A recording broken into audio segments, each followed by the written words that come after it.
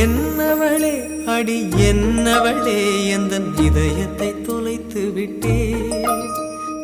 எந்த இடம் அது தொலைந்த இடம், அந்த இடத்தையும் மறந்து விட்டே.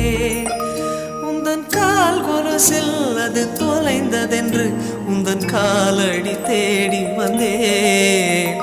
காதல் என்றால் பெரும் அவஸ்தை என்று உன்னை கண்டதும் கண்டு கொண்டேன். எந்தன் கழுத்து வரை இன்று காதல் வந்து இரு கண் விழி பிதுங்கி நின்றேன். என்னவளே அடி என்னவளே எந்தன் இதயத்தை தொலைத்து விட்டே.